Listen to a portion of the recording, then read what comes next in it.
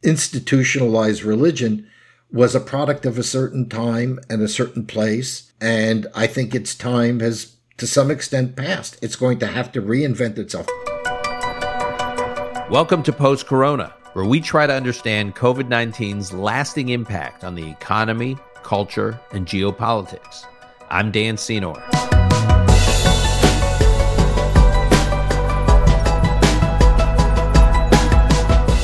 Long before the COVID-19 pandemic, participation in organized religion was on the decline. Increasing numbers of Americans had become less engaged in, if not entirely detached from, religious institutions, whether it was regular attendance or membership and donations to their local congregations. Did the pandemic arrest these trends? Did virtual platforms provide new opportunities for religious and communal engagement? Joel Kotkin is a professor and best-selling author. He's been described by the New York Times as, quote, America's uber-geographer. He's authored numerous books, including The Coming of Neo-Feudalism and also The Human City, Urbanism for the Rest of Us. Joel is also a regular contributor to the Manhattan Institute's City Journal. The Manhattan Institute is a premier urban and state policy think tank. Joel recently authored an essay for Quillette that got me thinking more about all of this. It's titled God and the Pandemic. I highly recommend it, and it's what I wanted to unpack with him today. Will coronavirus have further isolated Americans from organized religion, or drawn them closer to religion in a durable way? This is Post-Corona. And I'm pleased to welcome Joel Kotkin to the Post-Corona conversation. Hi, Joel. How are you? Doing pretty well. Good. We have a lot to cover in this conversation. And just to set the table, I want to throw a couple of pieces of data at you to react to. One is that, according to Gallup surveys in the late 1940s, more than three-fourths of Americans, more than three-quarters of the American public, were members of a house of worship. And it's about half that today. If you look at more recent history, more recent history, you wrote about this in your Quillette piece, God and the Pandemic, the percentage of Americans who say they belong to a church, synagogue, or mosque is down 20% over the past 2 decades. And it's at an all-time low of 50%. It was at an all-time low of 50% as of 2018, according to Gallup. And actual church attendance is even lower than that, with Americans with Americans who profess no religious affiliation at all. That actually, the as you called the so-called nuns, no religion at all, that's become the single largest denomination in the United States, according to Pew, numbering larger than Catholics and evangelicals. So we've been in this trend both over the last half century, even longer, and then even more accelerated in the last couple decades, of what seems to be increasing disconnection from organized religion. And that's the backdrop at which the pandemic hits and a year of lockdowns become our reality. Now, there's two ways to think about how the pandemic would impact those trends that were already in place. One reaction is people may say, well, I know we've been moving in a direction of more disconnection from organized religion, but now I want more spiritual connection during this period. Sort of what my friend and colleague Robert Nicholson, who heads the Philos Project, he wrote in the Wall Street Journal that we could have like a coronavirus great awakening. He wrote, sometimes the most important ingredient for spiritual renewal is a cataclysmic event. And one could argue this pandemic provides such an example. Or you could say the trends were already off to the races and the pandemic accelerated them. And if people felt disconnected before, they're going to feel more disconnected now because they're physically, actually, their options for physical connections become fewer and fewer. So just based on what we know so far, which of those directions are we heading in? An acceleration of bad trends or actually a potential beginning of a reversal? I'm going to really cop out here and say both.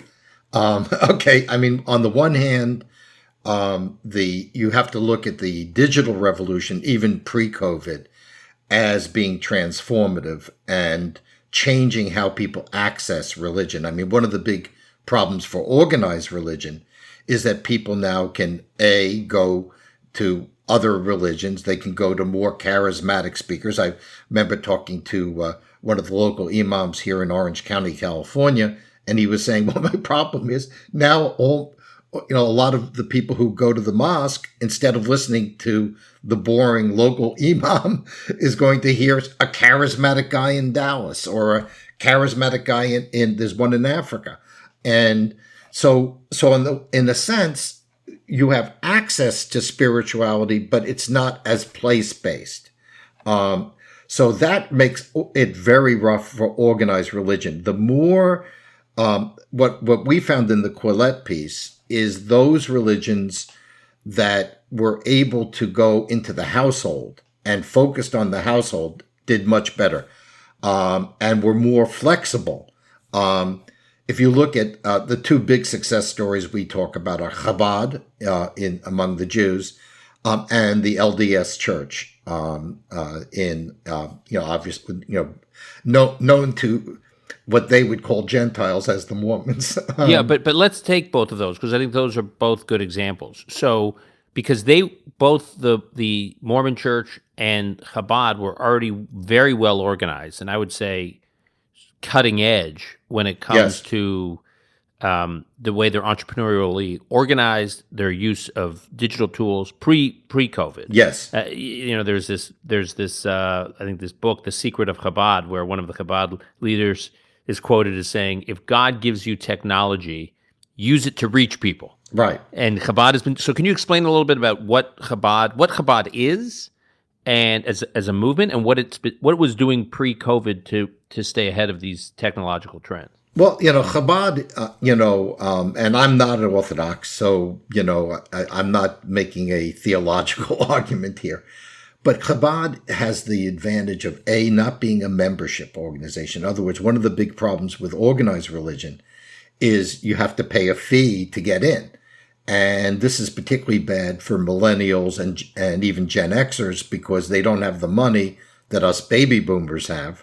And that's one of the big problems. I mean, if you're struggling to make your mortgage payments and the rabbi wants $5,000 a year out of you and then X more for the education of your kids, this is not a very attractive thing. And Chabad is open in a way that is much more, they basically, even though they themselves are very orthodox, they will take you as you are. And they figure every step that you make towards identifying with Judaism, the better.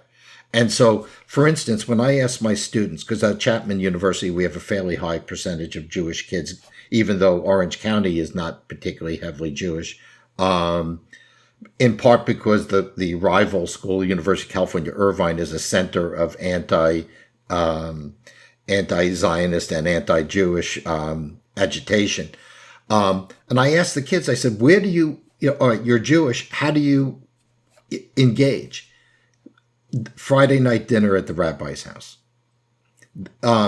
There's a kind of, or when my daughter... At Chabad, meaning at the rabbi for the local Chabad. Whereas the leadership of Hillel and a lot of the official Jewish leadership is very intellectualized, a little bit, not so much Baal Shem Tov, but much more sort of legalistic. And that just doesn't appeal to people. I mean, I know that they also, I also think that part of the problem for at least some people is that so much of Reform Judaism, and I think you can say the same thing for parts of the Catholic Church and certainly for mainstream Protestantism, religion has been replaced by social justice agitation. And I think that is a very dangerous path. You alienate people. And also as people get older and they start thinking about engaging in religion, they may want some of the, if you will, more conservative values, the values of being committed to one person, or the advantage of accepting a certain degree of authority from parents, or having some pride in your traditions. So the problem is that you don't have a religion in a sense that's serving the needs. What are the needs of people in a pandemic? Some sort of explanation, some sort of sense of hope, some sort of reinforcing importance of family. I'll give you the LDS, which I'm really impressed with. And I'm a fellow at the University of Utah. I've had a lot of contact with them. Before the pandemic, they made the decision to start having their services at home, where people would actually participate in the service from their home for the whole family. This was pre the pandemic. Via digital tools? Via digital tools. One of the great advantages. How long ago was that? A few months before the pandemic. And what was the impetus for that? They couldn't have known that the pandemic was coming. They just felt that this was the future? They thought this was the future. They were concerned that people were not going to church because it was either boring, or it was too inconvenient, and they felt that the kids were separating from the parents, and they wanted it to be, Mormonism, or the LDS. They don't like Mormon as a term anymore, but the LDS is very family oriented. And that's one of the things I think that's really critical, is a religion has to be family oriented to survive. People tend to be oriented towards religion when they're raising kids. And the Mormon Church was very aware of that. The other thing that we found is that the traditional religions, let's say take in the Jewish case, very expensive. And also you couldn't get, really you live in a world where people get what they want specifically. So if I want to pay for the B'nai Mitzvah training for my kid, I don't need to have to go join a temple so that happens. There are now organizations I know in Atlanta and in the Boston area, which directly serve that purpose without your being a member of a temple. You can get your B'nai Mitzvah training. Yeah, it's what one of my friends who's a rabbi says this. We're experiencing now the Uberization of these services that you would normally get from being part of one congregation. You can break out these services, and it's like for hire from different service providers. Right. It's what the late Al Toffler called the prosumer. The consumer decides what it is. He doesn't have to fit, or she does not have to fit into a pattern that has been preordained. The kind of institutionalized religion was a product of a certain time and a certain place, and I think its time has to some extent passed. It's going to have to reinvent itself. Now, does it mean, get to your original question, the end of religion or the end of spirituality? There's no evidence that the desire for spiritual commitment has disappeared. I think it's still there. It's just going to express itself in different ways. And there are some faiths that seem to be doing a better job of making that transition. One of the ones that I am most concerned with, and I've been trying to help on this issue, is the Catholic Church. The problem with the Catholic Church is is very, first of all, it's very ritualized. But to be clear, the problems you're identifying were problems before the pandemic. Yes. Right. Okay. But they've gotten much worse. Right. The other problem is, as a good friend of mine who's as he calls it, a cradle Catholic from East LA, he's an astrophysicist, and he says, look, the part of the problem is the church is run by a bunch of old men who are digitally illiterate. And it functions as a bureaucracy. So the very thing taken, through history as very successful, very powerful force begins to become a disadvantage because the people at the top are not technologically gifted, whereas Chabad had young Jewish people who were technologically advanced, and obviously Israel is extremely advanced. Or you have the situation with the LDS Church, where Utah, for instance, is a major center of the technology industry in the United States. There were plenty of LDS members who were very adept with technology. The other thing is the mega churches had already been there. They were already sending their message over the internet to start with. The other interesting thing about Chabad is when Chabad enters a new market, it's like a franchise model almost. There's a young rabbi who's willing to go into the new market and build a family there and open a local Chabad center there, and they're very entrepreneurial. They have to go recruit people to get involved with Chabad. They have to reach out to the local Jewish community, get to know, build a network with the local Jewish community, start drawing people in. So these rabbis on the front lines in these new markets for Chabad have to be extremely entrepreneurial, which means they're very connected to the market, which means they can follow local market trends. And if there's a demand for more technology access through the Jewish experience, then that local rabbi will figure out how to meet the consumer. To your point, there are Toffler's prosumer, like meet the consumer where he or she is. Well, and they were already doing that geographically. I remember going to a Chabad meeting with Chabad rabbis in a strip mall in South Orange County.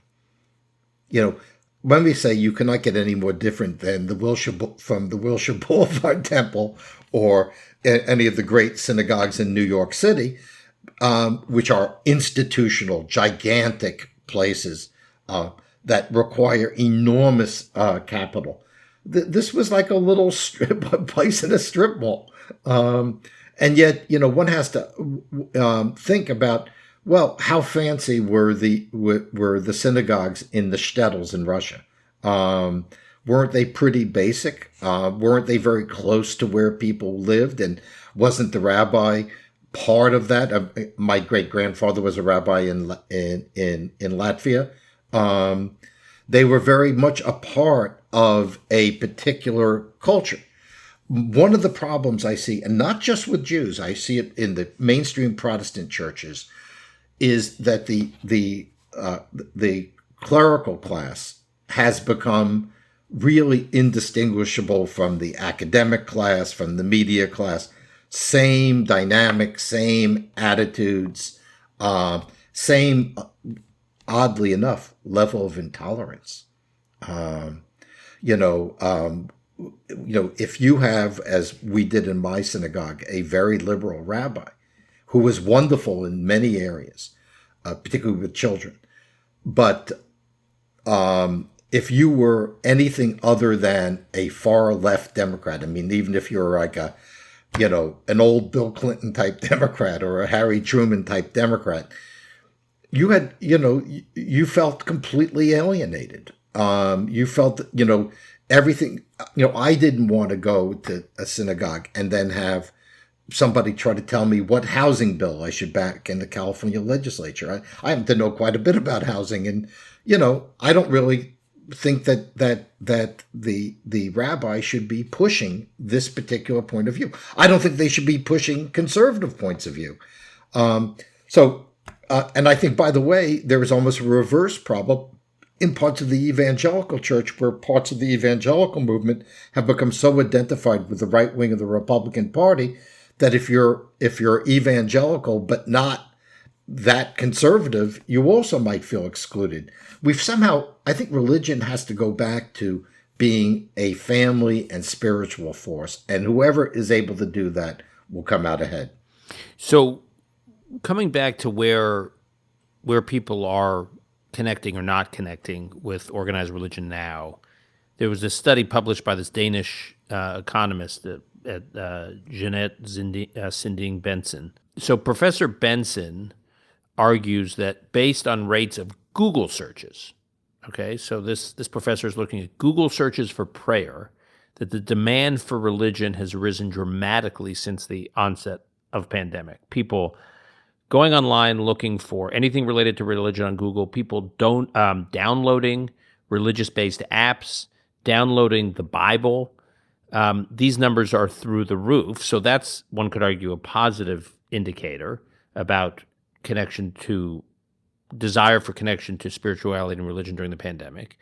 On the other hand, Benson's own research shows that Googling for prayer during a crisis doesn't necessarily mean there's not a lot of durability and in terms of connection to religion. And in fact, it's pointed out, another piece of research points out that after 9/11, people, the number of people turning to religion went through the roof. 9 out of 10 Americans reported turning to religion after the September 11th attacks, according to one study.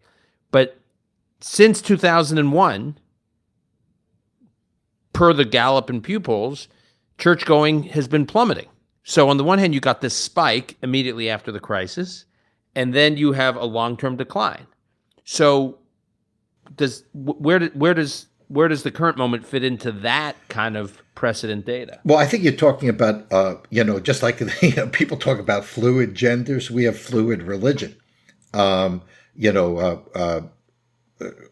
Wayne Roof, who taught religion at UC Santa Barbara, talked about the spiritual marketplace, that people were grazing, spiritual grazing. They were, they weren't sitting down and eating a big piece of fish or a big piece of meat. They were nibbling at lots of different things. And so there's a tendency to sort of sample different religions and sometimes mix them.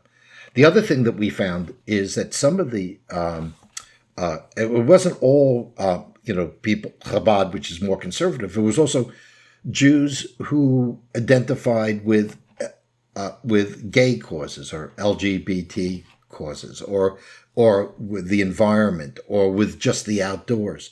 Those sort of specialized groups did well, and the other group that was doing was really did well during the pandemic. And then and now I think as things open up before the pandemic, the minyanim, the small groups. So can you explain that? Explain these. Like 8-10 people who get together for Shabbat every Friday, and then they maybe have a discussion about the Torah or about some other issue. So I think there are new ways of forming, and I don't know where they'll end up. But I don't think organized religion in the way that we've seen it has a particularly bright future. I think there will be, there are people in all the religious communities, when it's over, it'll all go back. It's like the people who own, Hudson Yards and cannot imagine what is going to happen to that investment over the long run, which that's certainly some paper I'd rather not have. We're in a transformative period. It's not necessarily negative, but it's going to be different. You wrote in the Quillette piece that we are witnessing a shift as important in religion. We're witnessing a shift as important as that brought about by Gutenberg's press and Luther's vernacular Bible during the Reformation. So what was seminal about those periods? Sure. And how do you put those moments in the or how do you put this moment in that historical context? Sure. All right. First of all, what Gutenberg did is he made the Bible something that could be reproduced very quickly and much lower cost. What Luther did, and it was actually done in England even before that, is translated into the vernacular, so that you had. So you didn't have to be a Latin speaker in right. order to access Scripture. Right, exactly. And, now I happen to have had 7 years of Latin, so my mom always used to say to me, well, what are you trying to become Pope? And I said, well, the first Pope was Jewish too. But the reality is that people now could make their own minds. They could move from one tradition to another, and they could look at the Bible themselves and say, well, the priest said this, but really, I read this as saying something very different. And in a similar way, now you have access to all sorts of interpretations of religion, different traditions. Look, I've known people who were brought up Baptist, became Jewish, joined the Baha'i, and ended up somewhere else. I mean, here in California, we've always been on the cutting edge of that kind of movement, and I think that's going to become more the case. You're going to have people who say, "Hey, I was brought up this, but I became that, and then I shifted to this, and maybe I never really join in the traditional sense a institution, even though I may participate." My sense of it is that our society has become so mechanistic, and that the religion of the tech oligarchs, which is essentially how can I live forever, sort of very much an old religious belief, this whole singularity. I don't think it's A, very practical right now, and B, it's not really a very spiritually rewarding worldview. So let me ask you, in terms of the economic model of congregations. So you say that the LDS movement and Chabad were ahead of the curve in terms of figuring out how to reach people. And with the LDS, which is interesting, they were dealing with issues where their younger members of the religion were increasingly isolated or disconnecting from the religion. So that was one of the challenges they were dealing with. And so they were figuring out models, Chabad and LDS, to reach people not through an institutional model.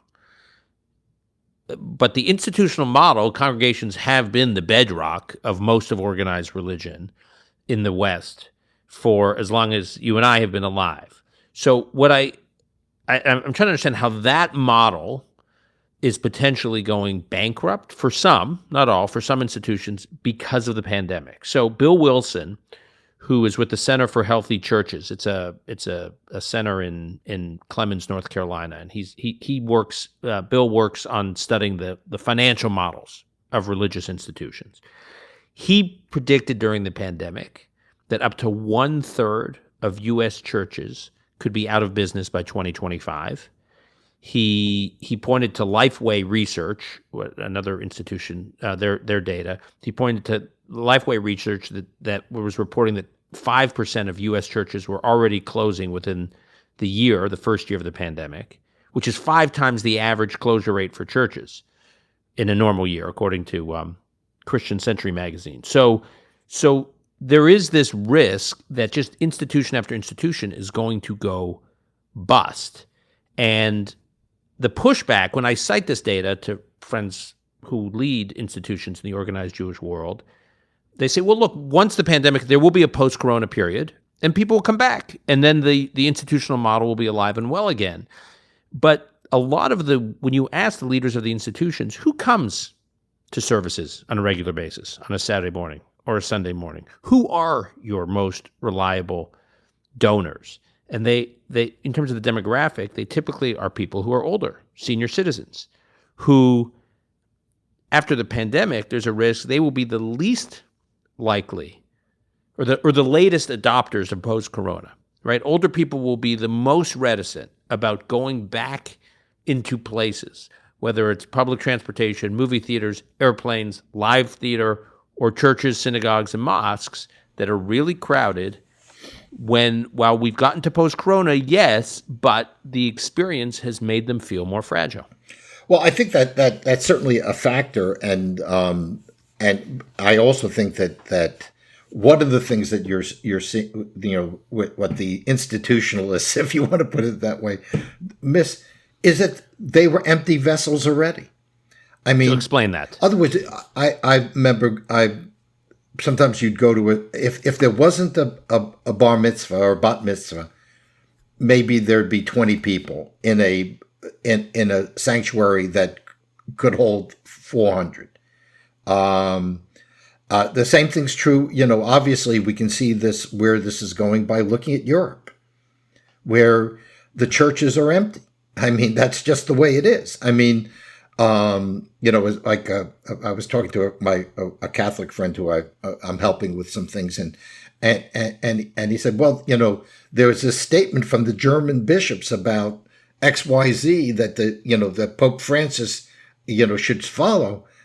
That's what they're telling him, more liberal policies. I said, yeah, but the German bishops have no flock. There are very, very, very, very few religious people left in most of Europe.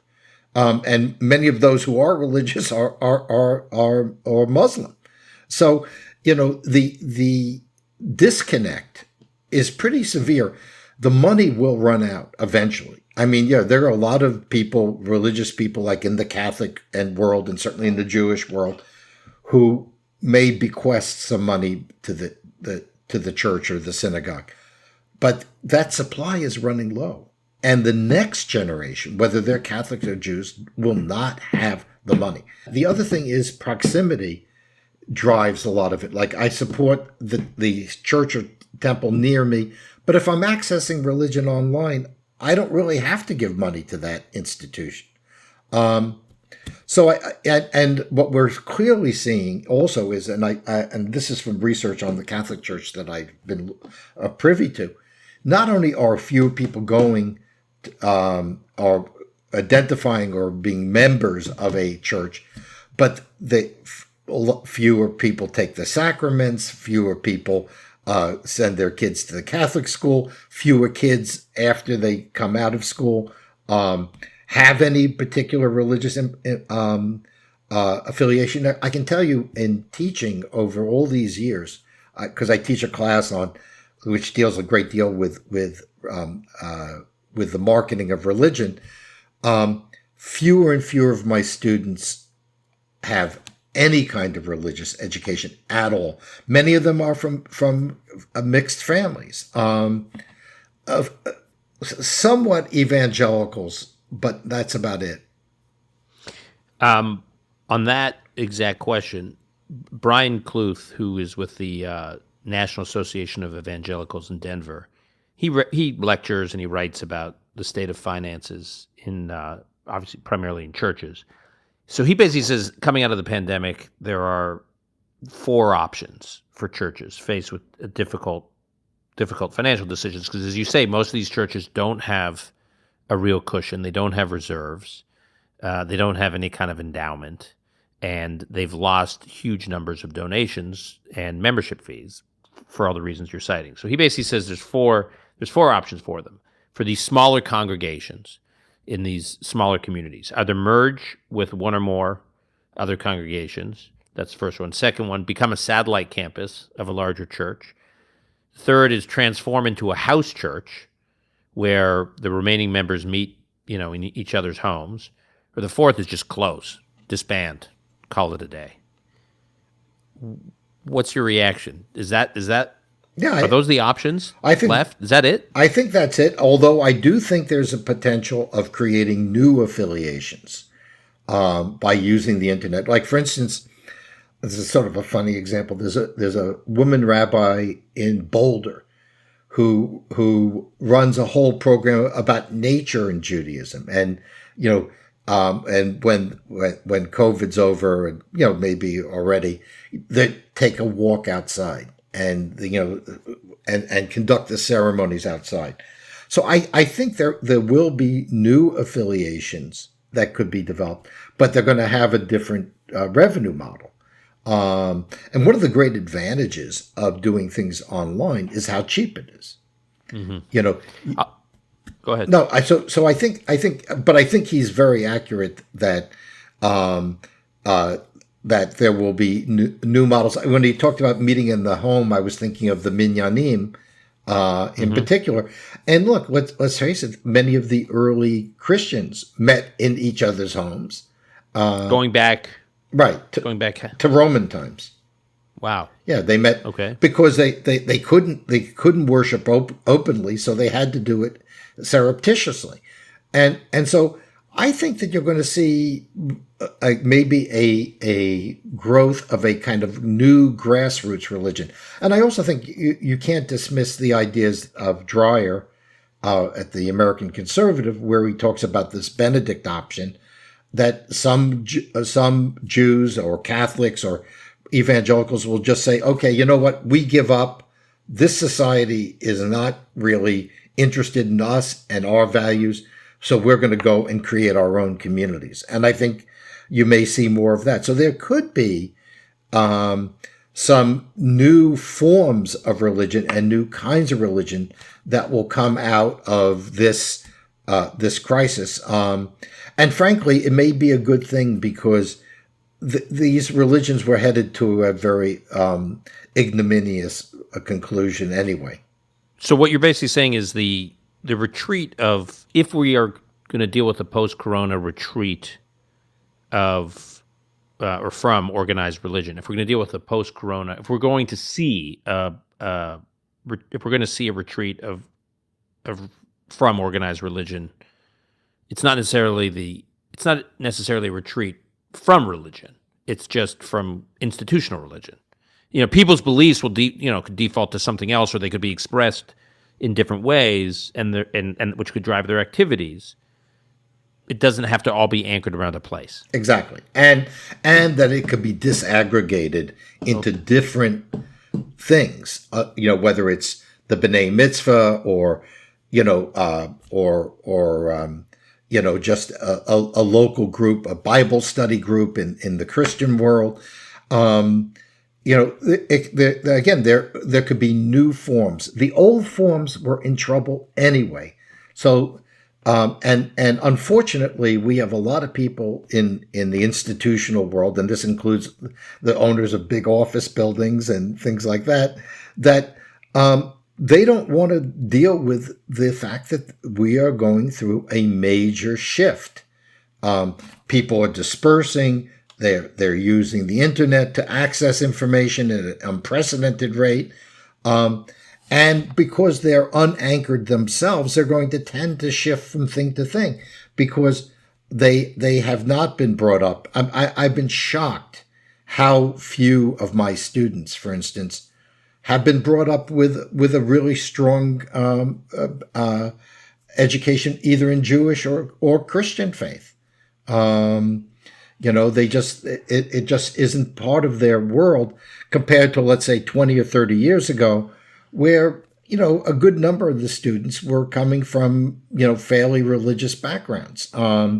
So I end up sort of discussing the importance of St. Paul. Here I am, a Jewish guy, explaining the importance of St. Paul to predominantly Christian students.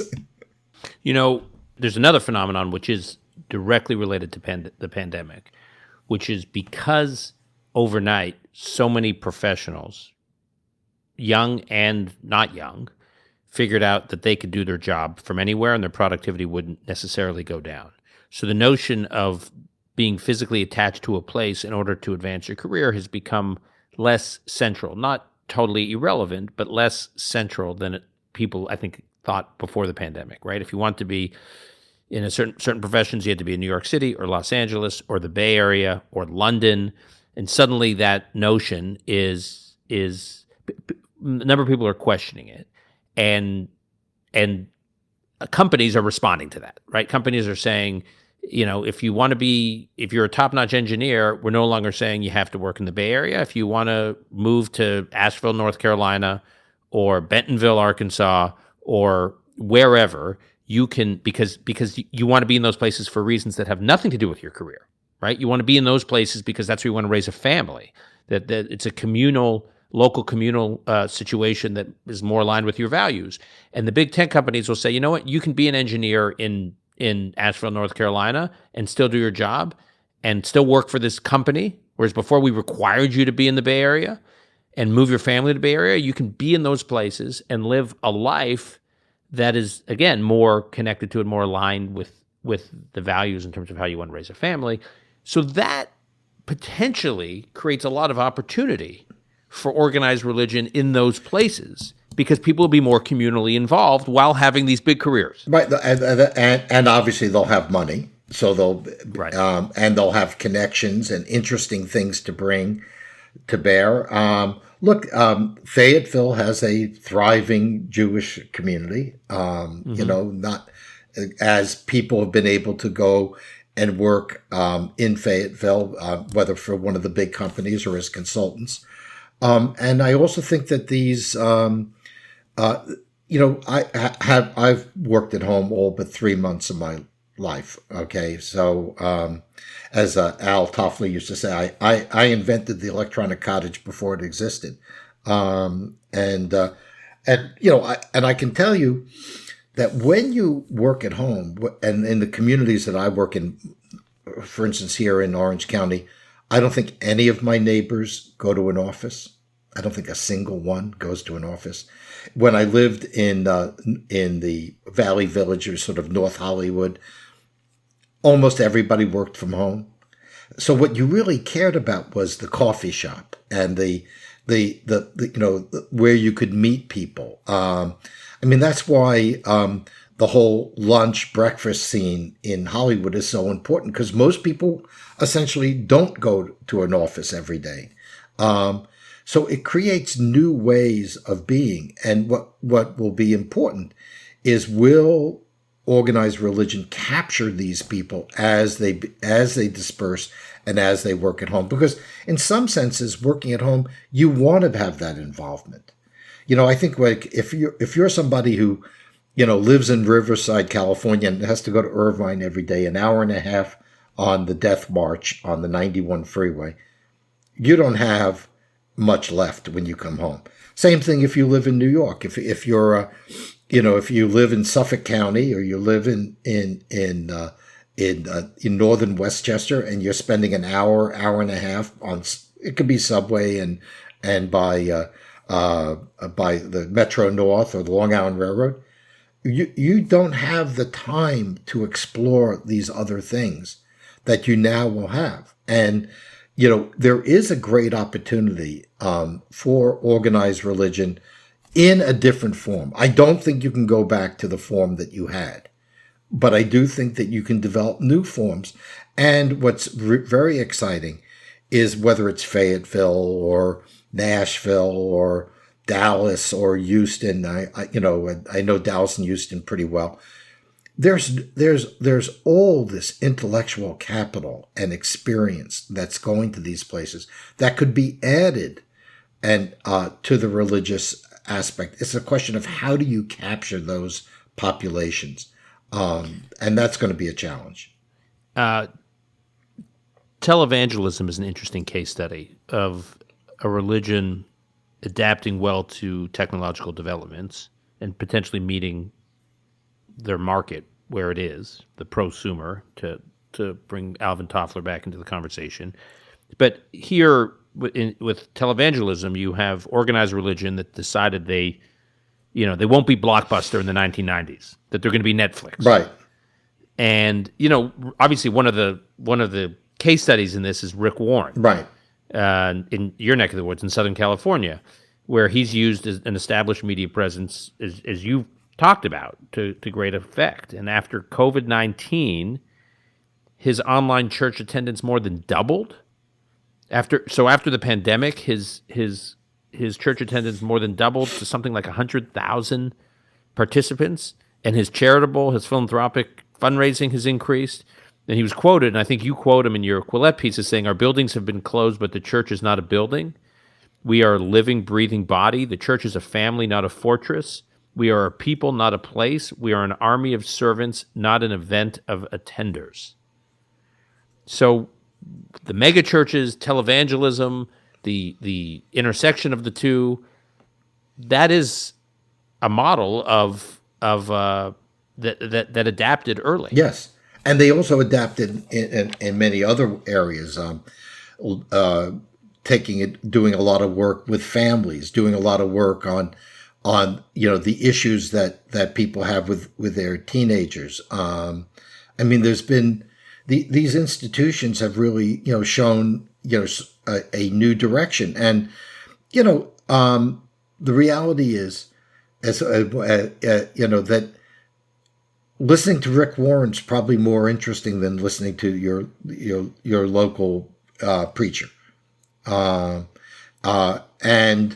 so what you end up with is this disaggregation, but also enormous opportunity. There's a lot of opportunity in, for instance, the way the internet, not just for a megachurch, but if you have people who have intellectual programs that are religious. Those are doing very well. We write about that in the both tablet and also in Quillette.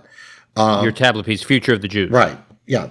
Yeah. And that, basically, you now have the option of listening. Like, my wife, who, we're members of a temple, but, she now very often will listen to, the programs, the Jewish programs that are national, or, I know we listen to some of the tablet people and their podcasts or their shows.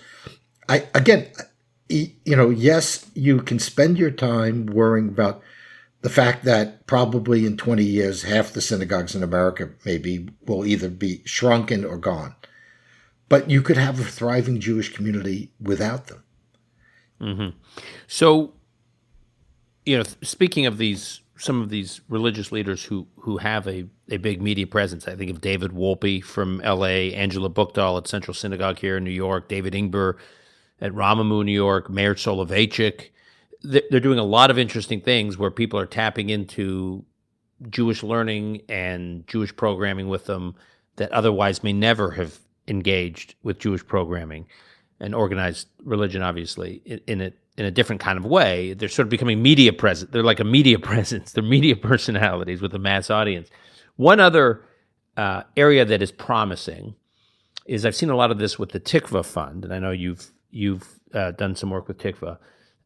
They, during the pandemic, offered a lot of terrific programming for students in middle school and high schools who wanted to supplement in many cases, what was lackluster Zoom education they were getting from their schools with additional learning with great teachers. My son, who was getting a good day school education in the city even during the pandemic, took a couple of these classes, terrific, really incredible classes on Zoom.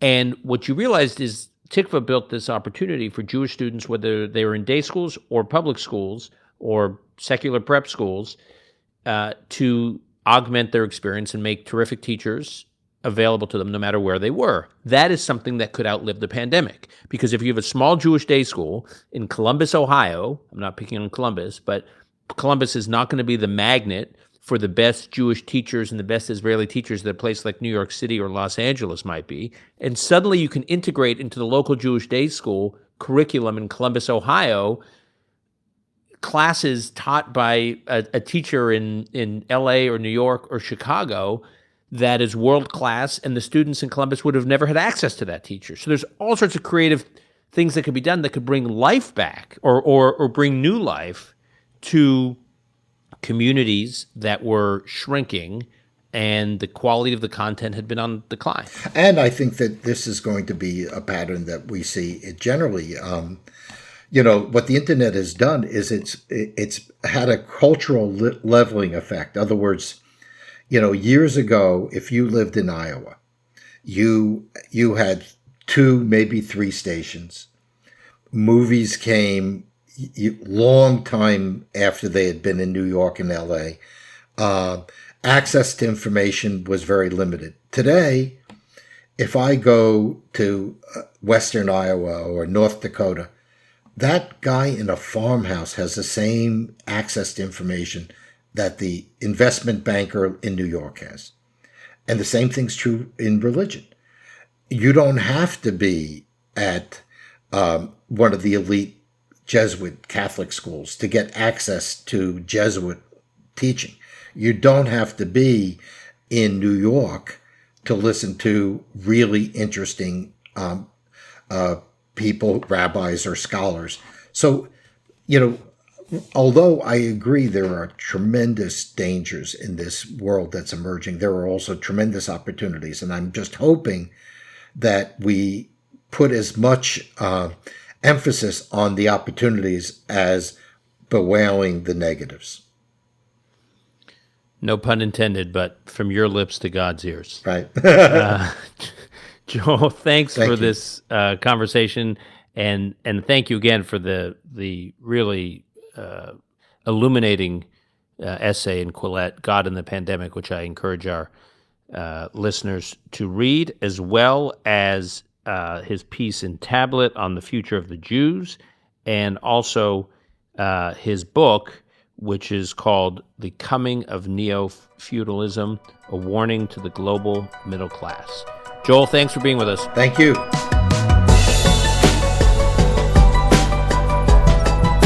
That's our show for today. If you want to follow Joel Kotkin's work, you can find him on Twitter at Joel, Kotkin. You can also find him at Manhattan Institute City Journal. And of course, he's got numerous books that are available wherever you buy books. I highly recommend you go to barnesandnoble.com. If you have questions or ideas for future episodes, tweet at me, Dan Senor. Today's episode is produced by Ilan Benatar. Until next time, I'm your host, Dan Senor.